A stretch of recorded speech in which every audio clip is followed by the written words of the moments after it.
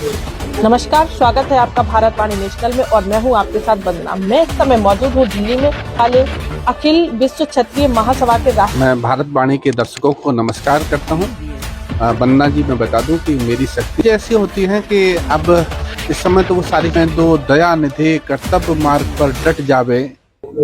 नमस्कार, स्वागत है आपका भारतवाणी नेशनल में और मैं हूं आपके साथ वंदना। मैं इस समय मौजूद हूं दिल्ली में और मेरे साथ इस समय मौजूद है चंबल क्षेत्र से आए हुए देश और प्रदेशों में अपना नाम कमाने वाले अखिल विश्व क्षत्रिय महासभा के राष्ट्रीय अध्यक्ष ठाकुर जोगिंदर सिंह भदौरिया जी। आइए इनसे बातचीत करते हैं, जानते हैं कि एक छोटे से गांव से आकर देश और विदेशों में अपना डंका बजाने में इनका सफर कैसा रहा। तो आइए इनसे बातचीत करते हैं और जानने की कोशिश करते हैं। सर, सबसे पहले तो आपका भारतवाणी पर बहुत बहुत स्वागत है। धन्यवाद आपको। और सर, मैं जानना चाहूंगी कि आप जनपद इटावा के चंबल क्षेत्र के एक छोटे से गांव से आकर और आपने प्रदेश ही नहीं देश और अब तो आपका विदेशों में भी काफी डंका बज रहा है, तो उसमें ये सफर, हाँ, इटावा से यहाँ तक का सफर कैसा रहा और कैसे क्या किया? सबसे पहले मैं भारतवाणी के दर्शकों को नमस्कार करता हूं। वंदना जी, मैं बता दूं कि मेरी शक्ति और मेरी ताकत क्षेत्र की जनता रही, मुझसे जुड़ने वाले मेरे मित्र रहे और वो लोग रहे जिन लोगों ने पर्दे के पीछे मुझे यहाँ तक अपना स्थान दिया और मुझे यहाँ तक पहुंचाने का प्रयास किया। तो इसके लिए पुनः मैं आपको और आपके समस्त दर्शकों को और चंबल क्षेत्र की वाणी मिट्टी को नमन करता हूं, प्रणाम करता हूं और वंदन करता हूं। साथ ही इस देश के समस्त नागरिकों का अभिनंदन करता हूं, वंदन और उनको प्रणाम करता हूं। जैसा कि सर, आप अखिल विश्व क्षत्रिय महासभा के राष्ट्रीय अध्यक्ष मतलब हैं अभी प्रेजेंट में, तो उसमें तो मतलब दिमाग में कैसे आया कि हमें अपने समाज के लिए या फिर उसके लिए काम करना है? देखिए, मैंने जब से जन्म लिया तो कुछ चीजें ऐसी होती हैं कि अब इस समय तो वो सारी चीजें गायब हो गई। पहले प्रार्थना हुआ करती थी, जब हम मूल प्रार्थना करा करते थे तो सरस्वती वंदना, हमारा, मैं उदी स्कूल में पढ़ता था तो वहाँ एक वंदना हमें सुनाई जाती थी, तो प्रार्थना होती थी हमारी। अब वो लाइन, मूल लाइन इस समय गायब है।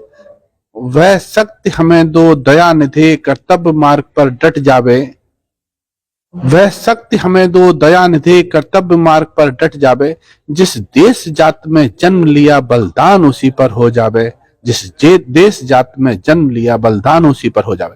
यानी कर्तव्य हमारा क्या है? कर्तव्य ये है हमारा कि हे प्रभु, मुझे वो शक्ति दो, कर्तव्य के वो रास्ते दिखाओ। आज उसको जो है जाति को इन्होंने सोशल से जोड़ दिया है, जबकि जाति एक हमारा एक कर्म के प्रधान था।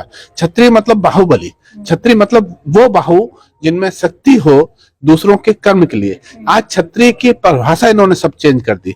आज क्षत्रिय को एक ऐसा मान लिया कि कोई ऐसी विशेष जाति है जो लड़ाकू है, जो दारू पीती है, जो ऐसा करती है, वैसा करती है, गलत तरह का अत्याचार करती है। जबकि क्षत्रिय का शाब्दिक अर्थ है जो दूसरों को छत्र प्रदान करे, यानी छाते का मतलब जिस तरह से सुरक्षा प्रदान करना है, इस तरह से उसके साथ अगर किसी के साथ हो जाए, अन्याय हो रहा हो, तो उसके साथ जो लोग खड़े हैं वो क्षत्रिय है। जब इस देश में जब जब आक्रमण हुए, जब जब उस समय के, वर्तमान के, जिनको आज हम आतंकवादी कहते हैं, उस समय के आतंकी जब भारत पर आए तो उनकी लड़ाई लड़ने के लिए जो लोग थे वो क्षत्रिय थे। तो क्षत्रिय का मूल स्वरूप जो है, क्षत्रिय का मूल स्वरूप आज समाप्त कर दिया गया। क्षत्रिय का मूल स्वरूप है कि अन्याय होने वाले लोगों के साथ खड़ा होने वाला, लड़ाई लड़ने वाला व्यक्ति क्षत्रिय है।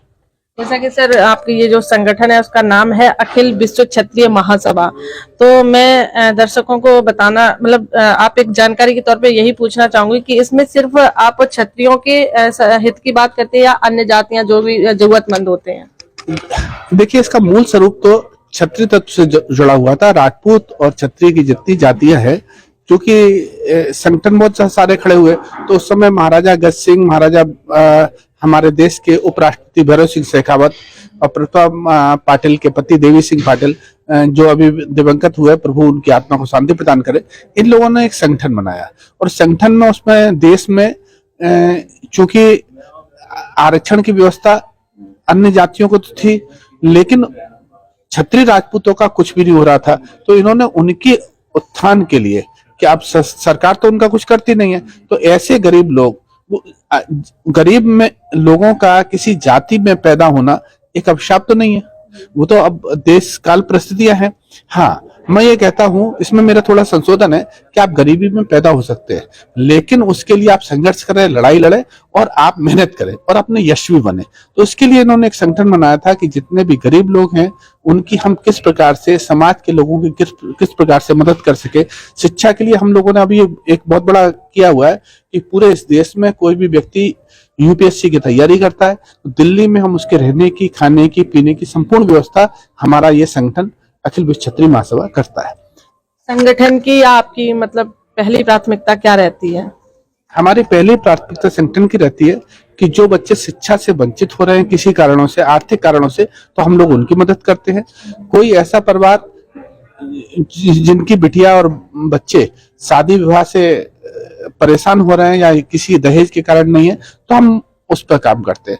इसी तरह से अगर किसी के साथ अन्याय हो रहा है, किसी भी रूप में हो रहा है, तो उसके लिए संगठन लड़ाई लड़ने के लिए तैयार रहता है। किसी प्रकार से स्वस्थ और अस्वस्थ है, कोई मजबूरी ऐसी है, उसके लिए संगठन जो है अपनी ताकत से जितना भी धन उपार्जन हो सकता है, धन से उसकी मदद हो सकती है, आर्थिक मदद हो सकती है, शारीरिक मदद होती है, ये संगठन उसमें काम करने का प्रयास करता है। तो आपके नेतृत्व में संगठन की क्या आगे की क्या रणनीतियां रहने वाली हैं समाज के हित में?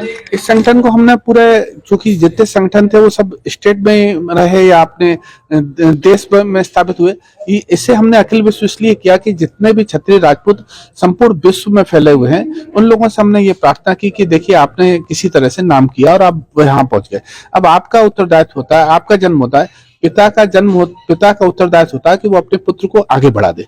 लेकिन पुत्र का जब बड़े पोस्ट पे हो जाए तो उसका उत्तरदायित्व होता है कि वो अपने वृद्धा माता पिता की सेवा करें।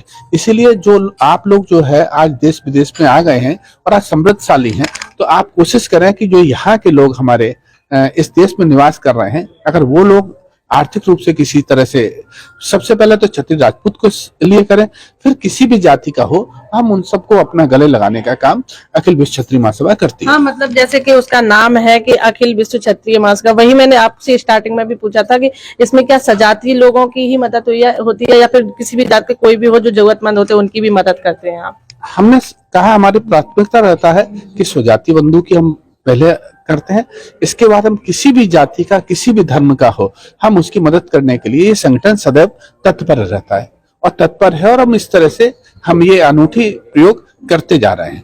अभी प्रभु की कृपा से कुछ ऐसा हो रहा है कि G20 के जो देश हैं उन लोगों ने एक कबड्डी का आयोजन कर रखा और उसका प्रमुख भूमिका मुझे सौंपी गई। तो इसके लिए स्थान चयन करना है और हो सकता है कि हमारे निगाह में भी इंदौर था, लेकिन मुझे सौरभ जी से मिलकर के, और अभी महाराज सिंह भदौरिया इटावा के एक पत्रकार हैं, उन्होंने ऐसा कहा कि आप इटावा की जन्मभूमि में जन्म हुआ है तो इस आयोजन को इटावा में प्रयास करें। तो मैं सीएम से, उत्तर प्रदेश के मुख्यमंत्री से मिलकर के प्रयास करूंगा कि वो आयोजन इटावा में हो।